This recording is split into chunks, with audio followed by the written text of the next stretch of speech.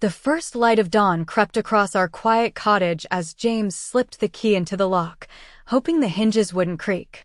His breath still held the faint edge of Victoria's cologne, earthy, warm, the sort I'd never worn, and he never should have noticed. He stepped inside, back tight, coat over his arm, his collar rumpled from a night he'd never confess. Then his shoe caught something. A soft thud echoed through the entryway. He stopped cold.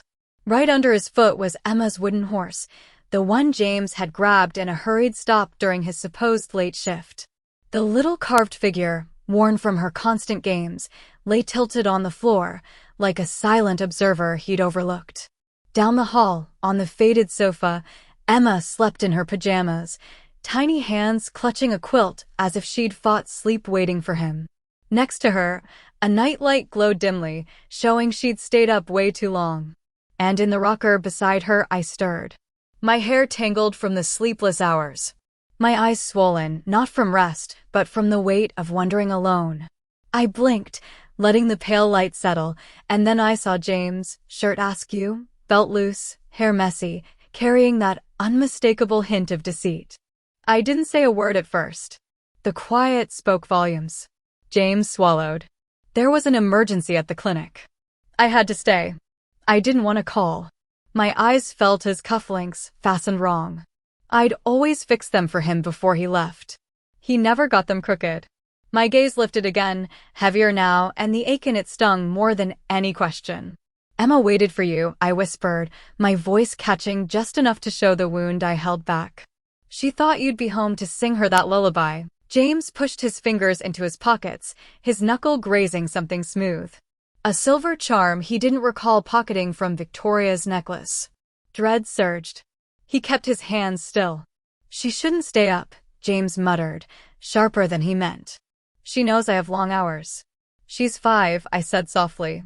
She only knows her dad wasn't here. A pause hung between us. A bird called outside, distant but piercing. Emma's wooden horse might as well have mimicked it. I rose, tucking the quilt over our daughter. We'll talk later, James. When she's not around. My tone was even. Too even. The kind that meant a piece of me had already splintered. James's gut nodded because for once he saw the toy he'd almost broken wasn't just wood. It was the start of a crack in a deception wide enough to swallow everything he thought he owned. Morning light slipped through the lace curtains of our cottage, casting gentle patterns across the den, soft, inviting, and cruelly false. To anyone glancing in from the lane, the place seemed utterly serene. A modest family starting the day. A husband off to the clinic. A wife setting out coffee. A little girl whispering to her favorite wooden horse.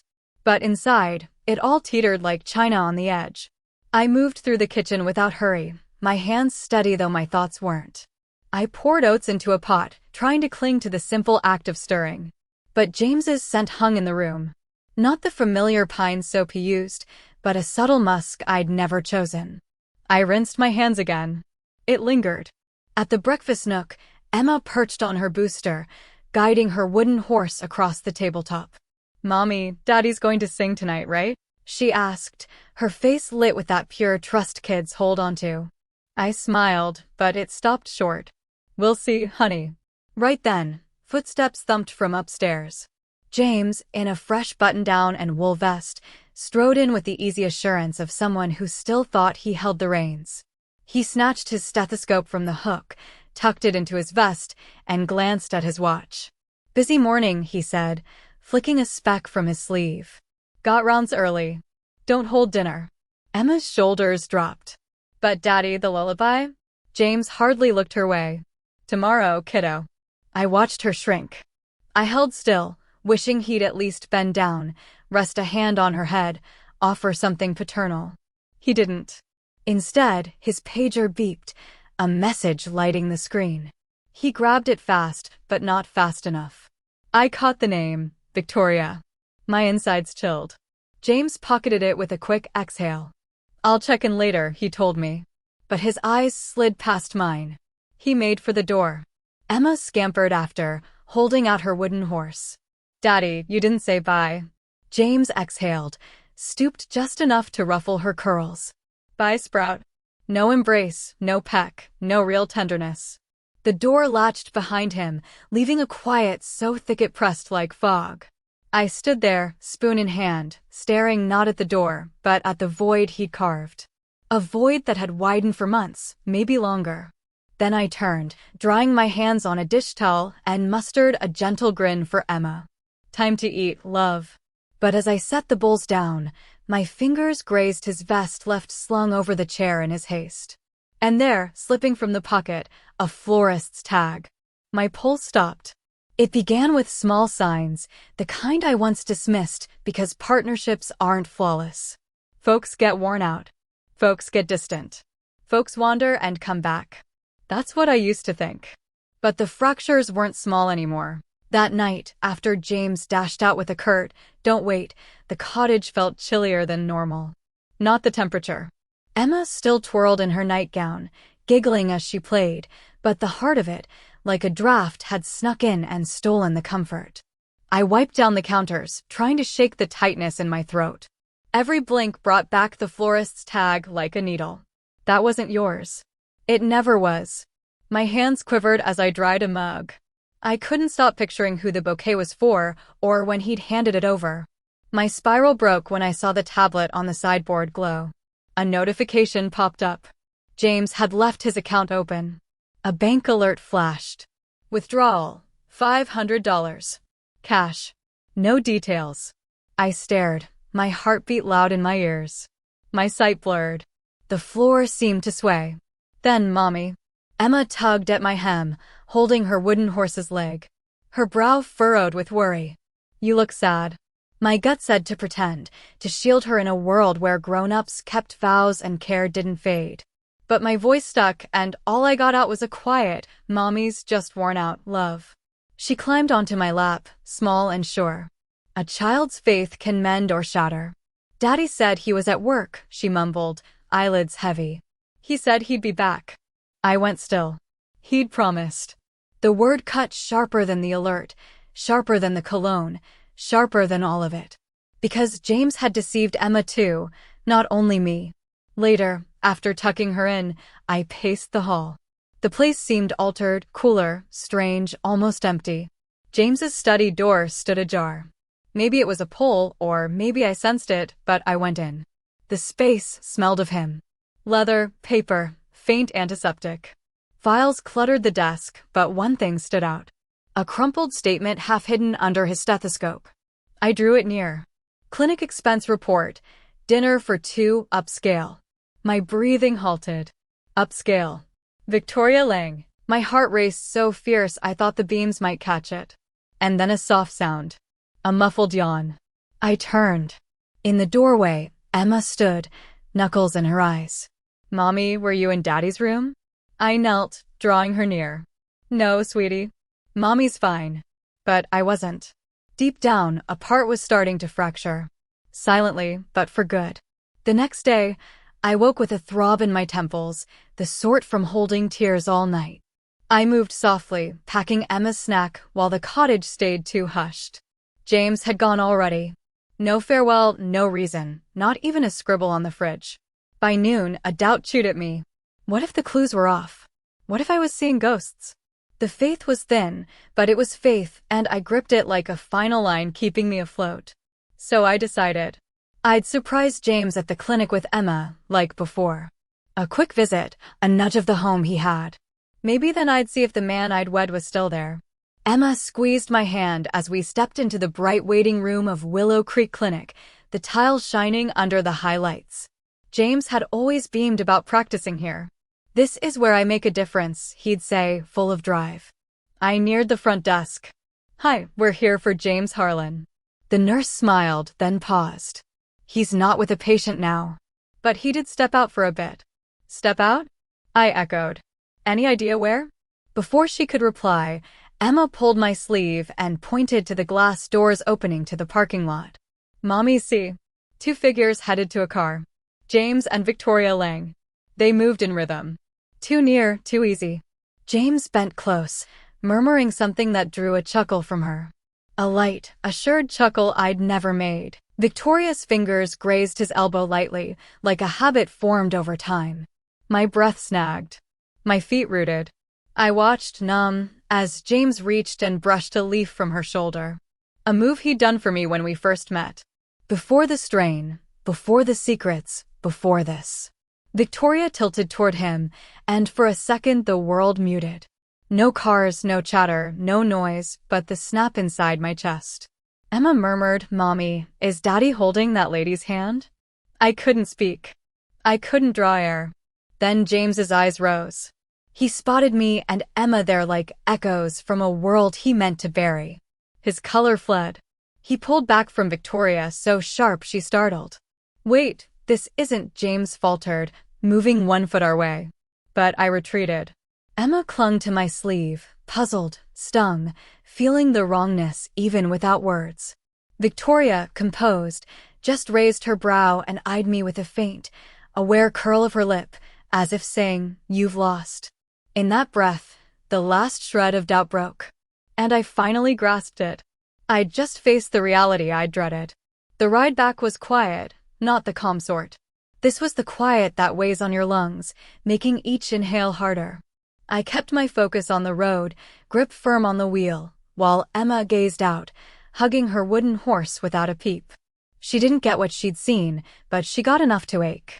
As we entered the cottage, the air fell off.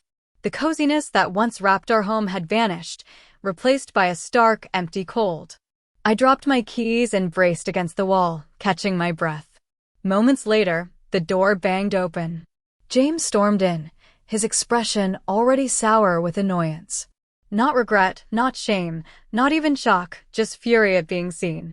"What was that about?" he barked, tone low but biting. "Coming to the clinic like some paranoid spouse, pulling Emma into your suspicions." "James, just give me the truth. I deserve it." Instead of answering, he grabbed a glass, poured water, and gulped it down. "You know your issue?" he said, jabbing the empty glass my way. "You've turned routine, expected. You handle the house, the kid, the same sweater half the week. I need someone who gets the drive, who lifts me up, not holds me back." My breath hitched. "Hold you back? I quit my teaching to raise our daughter. I kept us steady while you built your practice." James smacked the glass down. "And see where it's gotten me. You think I could face consultations with you always seeking comfort?" He cut off, but it hung there. He'd nearly said her name. Emma peeked from the stairs, small face creased.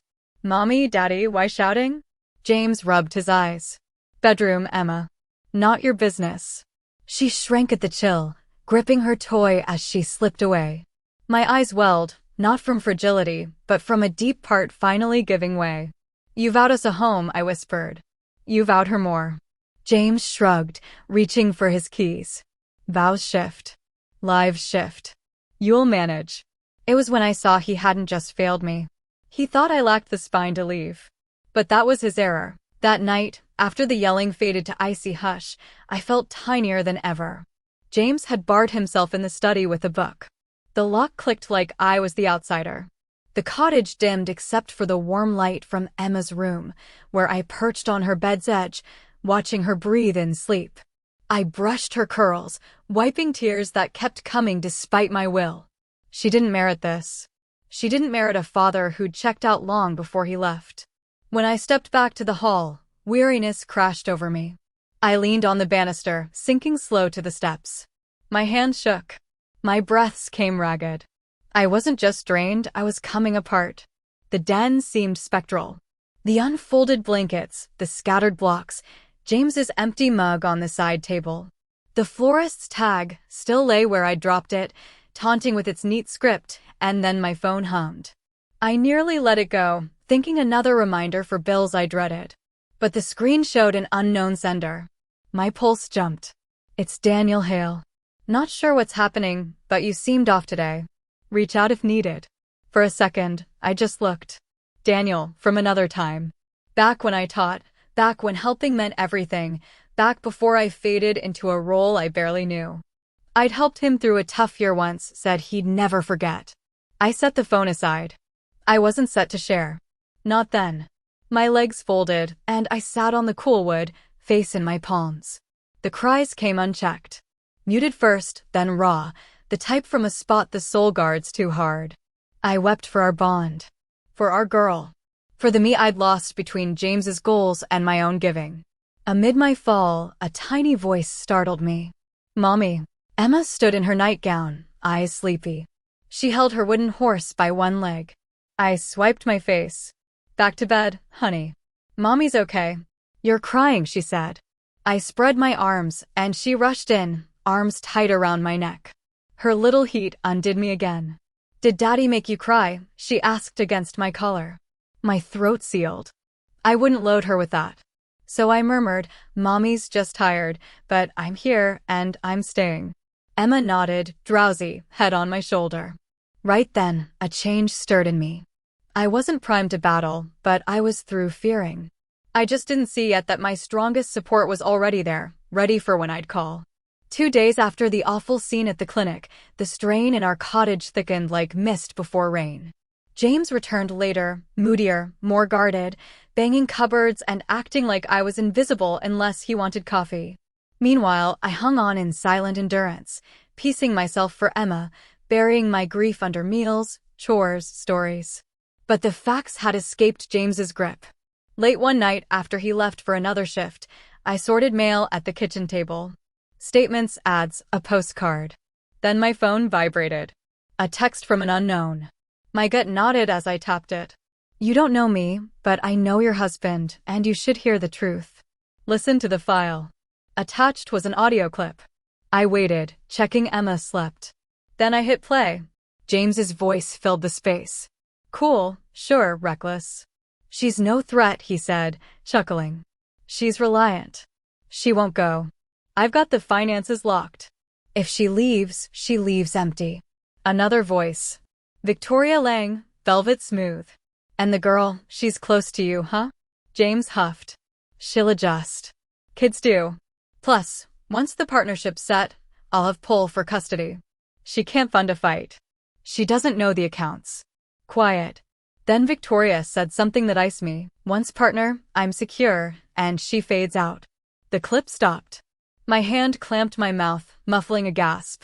My knees gave, and I dropped to the chair like gravity doubled. It wasn't mere straying. It wasn't simple hurt. He aimed to wipe me out, money, heart, law. The man I'd shared years with wasn't just disloyal. He was calculated. My phone buzzed once more. Another from the same. More exists.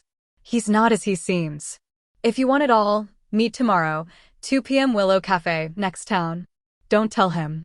My heart pounded. Fear, ease, alarm, spark, all nodded. Who? Why aid me? What depth did they hold? Questions spun, but one fact held. Someone wanted me to prevail. Someone in James's circle with entry. I clutched my phone tighter. This wasn't hurt now. This was fight. And for once, I wasn't solo. The next afternoon, I stood outside Willow Cafe, a cozy spot wedged between a bakery and an old bookshop. The door chime rang as I entered. The rich coffee aroma blended with soft folk tunes overhead. My hands were clammy. I checked the clock. 1:58. I picked a back booth with a view of the door. My pulse raced with each entrant. A couple with bags, some locals chatting, a cyclist, no one fitting a secret recorder of my husband's scheme. Then, at 2 sharp, a man neared my table. Mid-40s, steady gaze behind wire frames, gray sweater, hair neat. He carried quiet command, like someone used to decisions, not diners. He sat without prompt. You don't know me, he said, tone low but firm. I'm Rita Voss. I handle records at Lang Clinic. I blinked. Lang? As in Victoria's practice? Rita nodded. I reviewed the partnership files James is pushing for, which, honestly, he's not ready for. I tensed. Hearing a stranger say his name that way, Jared. Rita crossed her arms. I sent the audio. I'm reaching you because it's worse than you guess. My throat dried. Worse how?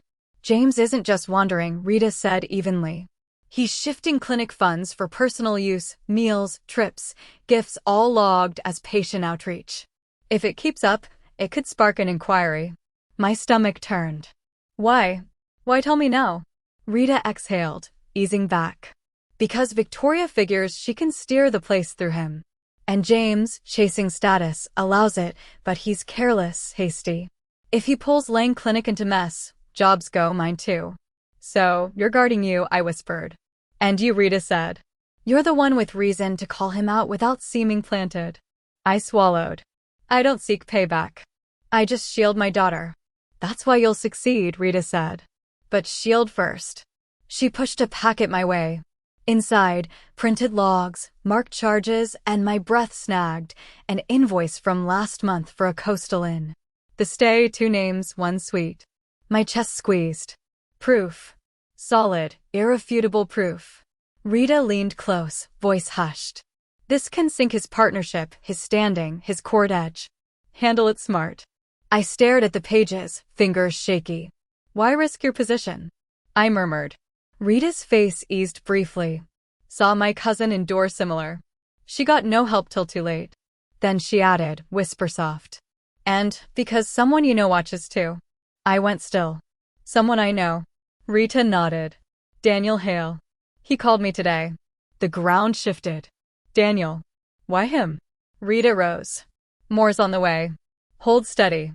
Then she left, leaving me winded, clutching my first true tool and the scary truth that I fought with company. James felt it the instant he crossed the threshold that night, the change in the atmosphere. I wasn't pacing nervously like when he came late. I wasn't begging for clarity or warming leftovers. I sat at the nook with a stillness that felt odd, unnerving, almost potent. My fingers rested on a plain packet and James halted. What's this? He asked, aiming for offhand, but missing. I didn't glance up. Something we discuss. James's teeth clenched. He tugged his collar, feigning calm. If this ties to before, it's all of it, I said softly. He drew a breath. Don't start. But I drew the sheets from the packet and slid them over, flagged costs, in stays, transfer slips, the coastal and bill, his name twice in bold. James's face went ashen. How'd you get these? He demanded, voice dropping near a snarl. Doesn't count, I said. What counts is I know. He grabbed the sheets, eyes darting wild. His hands quivered. You don't get what you're messing with. This could wreck plans. You wrecked plans, I murmured. Then James's front shattered full. He pounded the table, rattling Emma's crayons in their jar. You plan to use this on me? He hissed. Think folks take your side over mine? I have the practice, the pay, the contacts. What do you have? A stack of books and a teaching cert gathering dust. His strike landed harder than any touch, but I held firm. James advanced. Too near. I won't let you take Emma, he said, tone quaking with rage. You can quit this marriage if you're too soft for reality, but not my daughter. My breath snagged. Your daughter? Ours? No, James bit. Courts ignore your tears. They want study, earnings, position. I give her that. You? You scrape for basics. My heart wrenched. You locked my access to funds. And I'd do it over, he growled. Push me, and I'll bury you in papers till you plead for end. Till you yield Emma because you can't keep her. The space spun, not fear, but insight. This wasn't failed vows. My pulse thumped as I opened it. Inside, transfer logs, meal tabs, and snapshots of bank alerts. Yet James swore he kept everything online. And wedged in, the worst, a craft shop receipt from 3 weeks back. 2 matching wooden horses bought same time. My air stopped. James told Emma he got the toy en route from work, said he'd spotted it and thought of her. But the time said otherwise. Bought at 11:15 p.m. James wasn't at work. Not home. Not even local. Near the inn. And the second horse for who? My gut twisted. I saw Victoria's easy grin, how she leaned to him like home. For her niece? Her kin? Or, worse, left at the inn during their time? Before I pieced more, soft steps came. Emma in the door, eyes rubbing. Mommy, why in Daddy's study? I managed a warm smile. Just tidying, love. She stepped closer. Wooden horse in grip. This horse? I saw Daddy pack another one night. Same kind. Said for a friend. I froze. A friend? Emma bobbed her head, guileless. A lady friend. Said she was sad, but he seemed worried saying it. The air tilted. My daughter knew more than I thought. Recalled more than James guessed. I knelt, holding her close. Thanks for sharing, honey. You're good. And as I embraced her, a shift came. Not dread this time. Determination. Because the horse wasn't mere toy now. It was clue. It was fact. It was the strand to undo James's web. And I was set to tug. The town hall corridor hummed with murmurs and footfalls. But to me, it blurred to noise. I sat on a stiff bench by my lawyer, palms cool, heart racing. The worn floors, high beams, smell of dust and strain. All seemed daunting, meant to overwhelm folks like me. But this wasn't me. It was Emma. Across the way, James stood with his sharp-suited counsel, a woman in tailored black who seemed carved from ice. James wore poise like shield, adjusting his cuff, smirking when our eyes crossed brief. He figured victory his. He didn't grasp that need, true need, could forge a woman tougher than any fund he claimed. Miss Harlan, the clerk called. Time. In the chamber, I sat at the claimant's side, hands folded tight. My lawyer murmured, "Truth holds us." But truth seemed slim when James entered behind assurance, bearing the sleek air of one who ruled rooms. The judge, an older man with weary gaze and firm tone, shifted his notes. Here for interim care and asset review. James's counsel stood first. Judge, my client worries Ms. Harlan's mental steadiness. History of unstable acts, like searching Mr. Harlan's study unasked, taking private files, drawing the child into disputes. My air caught. Unstable, erratic. He rewrote it all. My lawyer rose steady. Judge, what Ms. Harlan found were finance logs showing misuse of clinic funds and signs of Mr. Harlan's outside ties. A quiet stir ran the room. James tensed, his counsel forced a laugh. Claims no backing. We have backing, my lawyer said, laying papers out. In tabs, transfers, a horse buyer's false cover, and audio where Mr. Harlan says he plans to block Ms. Harlan's money and seek soul care to weaken her. James's color left. The judge arched a brow. Mr. Harlan true? James bolted up. Judge, that audio's without consent. This is harassment. She's out to wreck my work because my progress scares her. I swallowed. I'm guarding our daughter. James glared daggers. The judge raised a palm. Enough. I care little for your personal fights, but the proof of money control and the father's aim to sway care concerns me. James's mouth fell. Sway? Interim shared care, the judge said solid. But Mr. Harlan, no limiting Ms. Harlan's funds. Breach will count heavy later.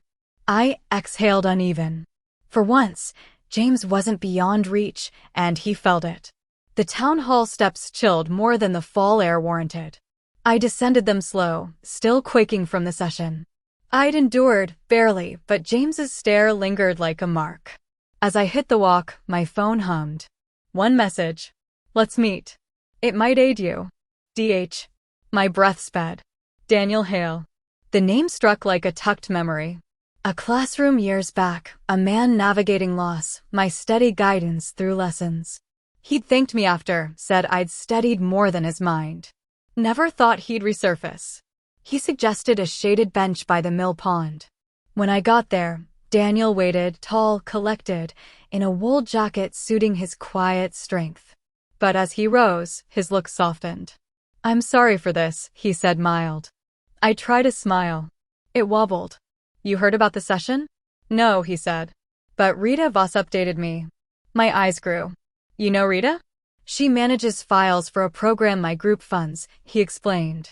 When she flagged odd moves with James, the name clicked. I sank to the bench, swamped. So you know? Daniel nodded. Enough to worry. James isn't just drifting. He's shifting funds, digging a hole he can't escape. A dull pain spread in me. He threatened to take Emma. Daniel's jaw set. He won't. Not if careful. He paused. You're tougher than you know. I shook my head. Tough? Daniel, I hardly rest. I'm scared constant. And James, he's sharp. He knows the ropes. Knows twists. Daniel watched me a still beat. That's why you need those who twist better. Before I answered, he drew a thin file. These are audit notes on James's recent moves, he said. Not wrong yet, but patterns show. Bolsters your side. I took it, hands unsteady. You didn't need to. I know, he said soft. But I chose to. His voice held something that tightened my chest. Not alarm, but a forgotten ease. I hadn't felt noticed in ages. Not deeply. Daniel leaned a touch. Someone like you shouldn't battle solo. Kind hearts draw help, even unseen. A breeze stirred my hair, and for the first time in days, I drew breath without hurt. I don't know next, I murmured. You don't need to, Daniel said. Just know, not alone now. And there, beside the man whose path I'd once eased, I felt something strong. Someone returned to ease mine. In the weeks after the hearing, James grew wilder. The once neat, planned man who fixated on image now lurched through the cottage with a boil he couldn't hide. Every ignored page from the clinic sparked him. Every still moment bred doubt. He'd felt secure for years. Now his base slipped like leaves. Meanwhile, I shifted. Not bold, not then, but with a firmness that spooked him more than words. I stopped weeping, stopped asking, stopped feeding his tempests, and James loathed the loss. One night, as he typed furious replies in the study, I settled Emma to bed. Only after her eyes shut did I note my phone vibrating. A note from Rita Voss. Stir inside the practice. Prepare. My pulse leaped. Before replying, another came, unknown but clear. Your husband's time at Lang Clinic ends soon. Victoria pulls strings. My breath snagged. Victoria. The one James saw as his key. A chill insight hit. Victoria never backed James. She backed Victoria. And with his mess risking her setup, she'd drop him quick. That night, I heard James pacing the den on a call. What pause on partnership? That spot's mine. You know my ties. A pause. Then James's tone broke. What ties to Victoria? The weak surety in his words froze me in the hall. He listened, face hardening, eyes dimming. Victoria pushed who for it? He breathed. Quiet. A choked sound left him. No way. But his grip said he knew truth. He cut the call and dropped to the sofa, hands in hair. The sight near unreal. James Harlan, who once loomed with pride, now shrunk under another's weight. I stayed hidden, observing. For once, I saw not spouse, not foe, but a man whose self rested on falsehoods, now crumbling. I backed away, heading up when my phone buzzed. A clip. Unknown sender. I opened and cold ran through. Footage from practice cam. James and Victoria in a room, clashing. Victoria gesturing scorn. James begging. Victoria smirking. Then 4 words that flipped all. You were expendable always. I covered my mouth. Not pity, but grasp. His foes turned inward, and I hadn't struck. Not yet. Next morning, the cottage held an odd hush, like secrets itched to spill. I came down to James dressed in pressed shirt, hair combed, chin firm. He looked geared for clash, not care. He didn't greet. Didn't meet my eye. Just stared at the mirror, fixing his collar with shaky fingers. Up early, I said quiet. James turned at last, gaze keen. We talk now. My stomach nodded. From him, that meant trouble. He neared, voice low. I know you've reached out. Know you've probed. His mouth twisted faint. Think you're clever, but you miss the depth. I crossed arms. I'm shielding me and Emma. Shielding? He scoffed. You're undermining. And, if no stop, you'll rue it. I met his eyes. Threat more? James smirked, slipping his ring on. No, nudge on what bites back feed hand. I felt anger stir. Quiet, but hot. I don't need your hand, James. He stiffened. He saw it then. My change. Fear thinned. Something brewed in my tone. He disliked it. Want freedom? James said cold. Fine, hasten it. He opened a file he'd carried down and tossed papers out. Settlement offer. Sign, get basic aid, agree shared care. No more strife. I scanned, heart dropping. Basic aid, no asset share, care without guards, clause barring his work talk. Not offer. Gag. I shoved it back. Won't sign. James's jaw flexed. You will, no choice. No work, no pay, no hold. But he halted as I drew my phone, tapped, turned it. The clip, Victoria's sneer. You were expendable always. James blanched. Where from? I didn't say. Didn't need. He stepped back, breath rough. That's Twisted context. Mean zilch. Victoria and I done, I said soft. And she swaps you. The hit landed, his face folded, ego buckling to fact. But before words, my phone rang, unknown number. I answered wary. Hello. A crisp voice. Miss Harlan, this is Clara Voss, executor for your aunt's estate. Time to review your bequest. I froze. Bequest? Aunt left nothing. Or so told. James eyed me, puzzled, suddenly keen. What bequest? He pressed. But for once, I smiled. Not yours to know, I said quiet. And then, a cosmic tilt. James's first taste of fallout, my first glint of assent. Morning after the aunt's bequest call, I stepped out to an odd calm over the village. Too calm for midweek. Leaves rustled, bikes passed, but tension hummed like unseen. I didn't get it till my phone buzzed. Text from a school mom, Lena. You alright? Saw the note. Sorry. I frowned. Note? I opened the link, breath catching. A local forum known for outing pros had a veiled post, clear on James. Rural doc up for partner entangled tie. Split fight over child. Word says shaky wife stirs trouble. No names, but paint me a shoe. Comments harsher. Usual home spouse mess. She's touchy. He's skilled. Common. She'll drain him. My chest squeezed. No chance. James shaping talk. I felt bare, shamed, mad together. But real sting at school drop. Moms shifted away as I neared. One gave tight, sorry smile. Another muttered loud. His ties forum wide. Imagine? Heard she stormed clinic yelling. My face heated. I hugged myself, sudden aware every crease, every shadow under eyes. Then Emma ran up, waving her wooden horse. Mommy, showed class my horse. I forced grin. Great love. But behind, her teacher, Miss Reed, face uneasy. Miss Harlan, she said soft. Checking in. Emma quiet today. Asked if Dad would swap her. My heart split. She said? Miss Reed nodded. Kid sense deep. I thanked, but inside storm brewed. Not just me hurt. Seeped to Emma. That night worsened. Turning lane, saw James outside cottage, shirt wrinkled, hair wild, phone to ear. Furious.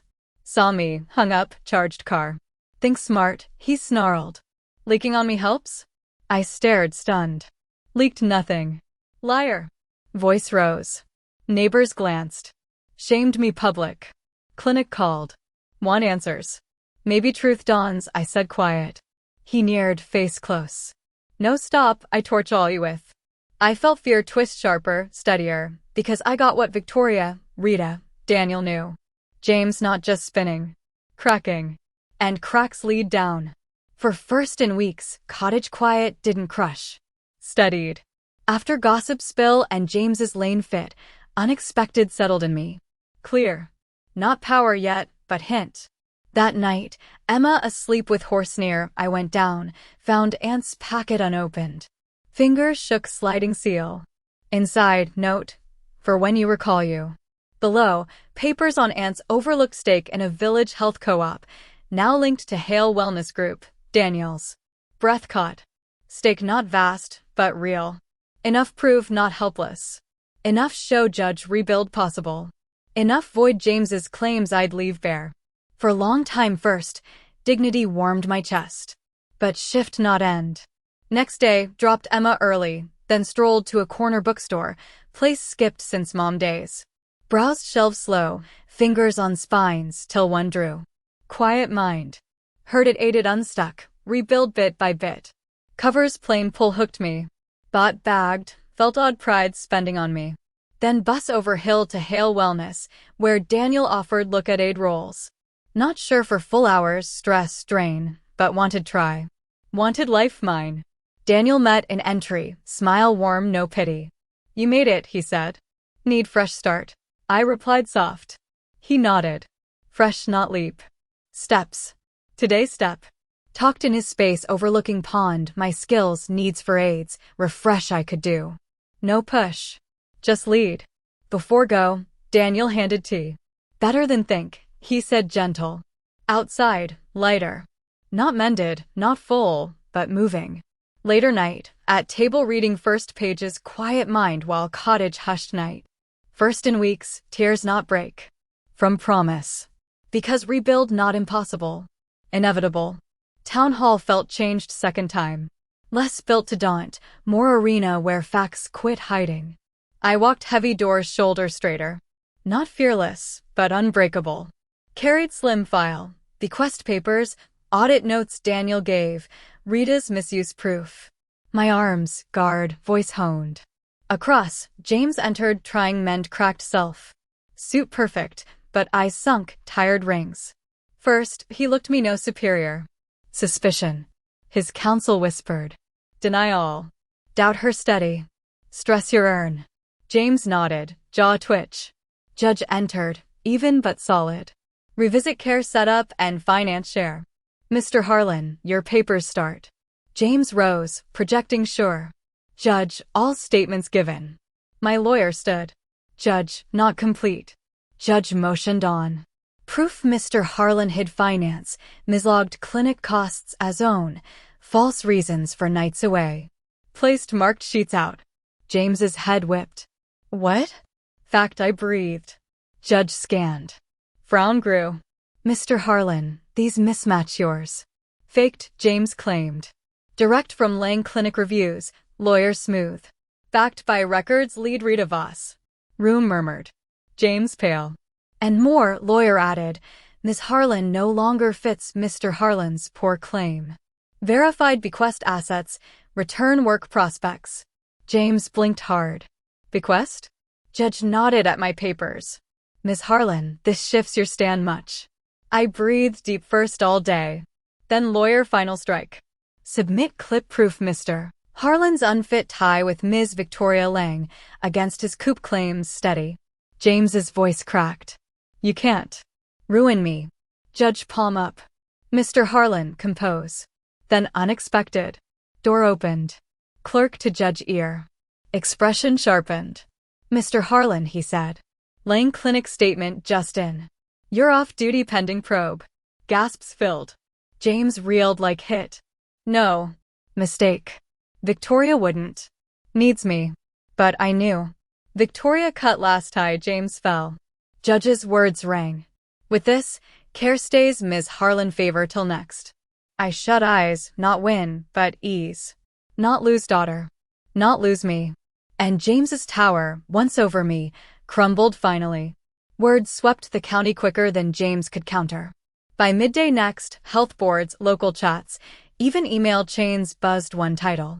Partner hopeful off amid inside misuse check. No name direct, but his field knew. Always.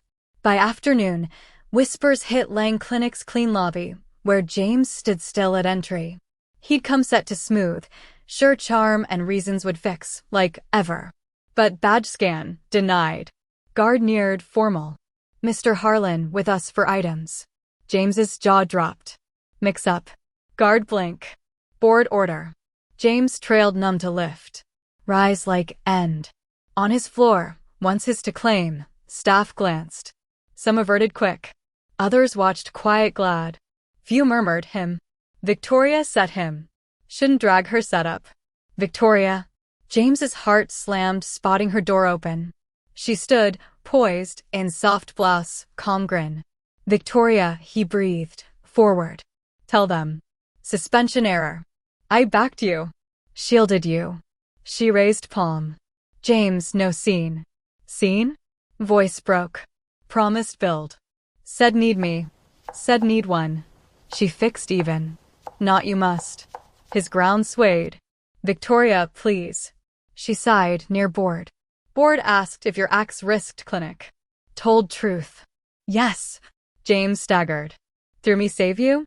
No, she said, polite smile. Replaced you. Guard cleared throat. Your desk. James's legs heavy following, step weighted. Packed belongings, few certs, stethoscope, drawing Emma gave into box. All once power, now pitiful small. Out. Chill air hit as phone buzzed messages he feared open. Same time, over hill, I set table with Emma. Kitchen smelled herbs bread.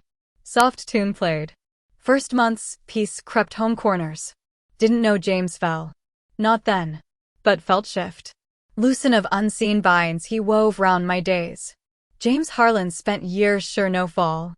But pull comes all, his drop just started. 2 weeks post James's public drop, first in seeming years, I woke sans dread in ribs. Air in cottage lighter, like months' strain seeped cracks.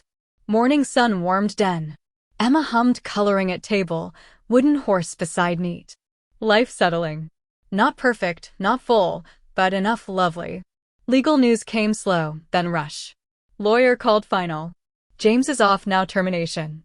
You hold temp care, likely lasting, bequest cleared. Shares yours. I gripped counter steady. So, really okay? No, lawyer warm. Better than. Hung up, let fact sink. Relief swelled chest sudden sat. Emma looked from Art. Mommy, why smile so? I laughed tears. Because, honey, life changes. And did. Next days bloomed like unimagined. Met co-op board, now part mine via Aunt's shares. Welcomed open. Not just aid. Offered bridge roll community aid. Bendable, deep, firm. You connect families, lead said. Lucky you. Left building, sky over village soft blue. Off pond like quiet vow. Money steadier, sure louder, home warm again. One eve, Daniel came with soup, papers sign new roll. Emma greeted shout, pulled kitchen. Daniel, see fort mommy built. Daniel ducked blanket, smiled me settling by Emma. Solid build, he teased soft. Present steady, ground, kind where James sharp, patient where dismissive. When looked me, not pity respect. Later, Emma asleep, we stood porch overlooking quiet lane. I held mug close, night breeze lift hair. You're changed, Daniel said quiet. Changed good bad? I asked. Changed strong, he replied. Changed free. Words touched forgot spot in me. Not healed yet. But not broken. My life, true life, starting. Each breath, stepped from James's shade nearer future with what never thought feel again. Hope. Fall wrapped the village gold. Day I felt life turn good. Leaves drifted quiet trail by mill pond, skyline distant shimmer like fresh oath. Emma ran front, giggle echo pushing wooden horse along path, wheels wobbly but roll, like us. I watched soft warm chest. No wake fear grip lungs. Cottage calm, money ease, new role filled days meaning not dread. Peace not fragile. Earned. Stood that peace glow when saw Daniel hail toward us, hands pockets coat, eyes find mine quiet sure. Emma spotted, sprinted back, crashed legs hug. Daniel showed horse pond. Daniel grinned. Heard big day. My heart stirred easy warm them. Daniel no fill. No dream. Steady, came no asks, no pride, no worship need. Showed because cared. Today looked uneasy first since met.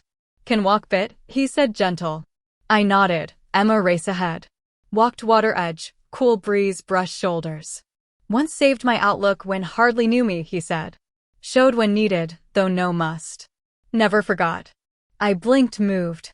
Daniel, saw your path, he went soft. Wanted aid. Not oh, but care what befalls you, Emma. Warm spread me, steady quiet. He paused, reached coat pocket, no grand, no knee, but true deep. Don't rush mend, he said low. But want your future part. If you too. Breath caught. No vow. Invite safe, love, possible. Tears stung eyes, but no burn. Want that, I whispered. More than thought. Daniel breathed, smile free. Then build slow real. Emma turned, wave wild. Mommy, Daniel, seahorse fast. Walked her together, step step. Behind, over water, village lights glint like see her win. James's world crumbled on picks. My life rose pieces he tried crush. Had daughter. Had future. Had heart back. And last, love not break me. So that's how my story wraps. And if you're still with me now, friend, then something this path must touched your heart quiet way. Maybe echoed your strength. Or murmured truth you needed. Life cracks us times, but like old sage once noted, barrier is path. What stings conform us, guide us, lead better. My tale not just deceit. About recall worth after long forget. No peace not handed, built. Heal not sudden. Come small, firm steps, like mine. So before part, if bit this lingered, even moment, would do one small? Reflect it, hold close, and step your next chapter. You're not solo, and it can still shine.